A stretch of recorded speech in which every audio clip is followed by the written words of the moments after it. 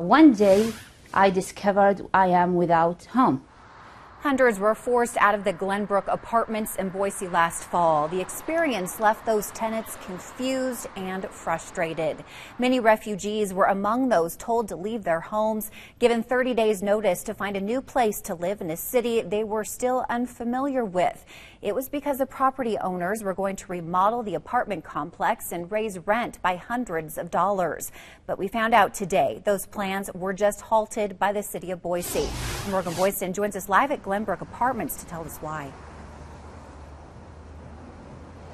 The city tells me there were a lot of red flags around what was going on here. When officials came out to inspect construction, they found out there were a lot of projects underway without proper permits, which is illegal.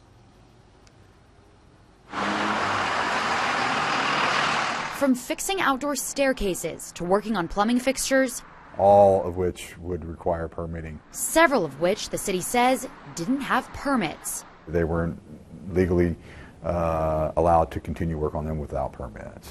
So the city put up these signs on the windows a few days ago, requiring that the contractor stop work on all buildings here. Obviously, it's something that we take very seriously because it's very important that buildings be up to specification. I reached out to Glenbrook apartment owner Karen Daly about the lack of proper permitting.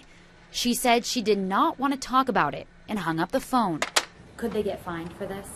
They could.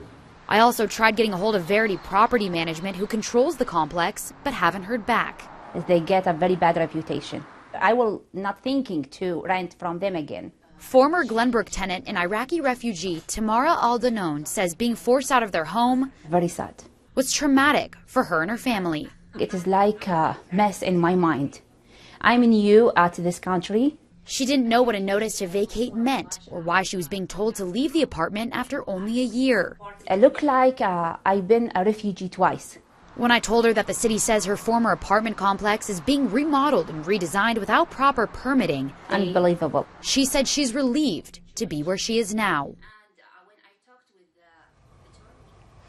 The city says they're monitoring the situation, but don't know exactly what action they'll take next. When we were out here earlier, there was no one working, but again, because I haven't been able to get a hold of the property owner or manager, we don't know if they'll follow directions posted on these signs. Tammy, back to you. All right. Thank you, Morgan, for that live report.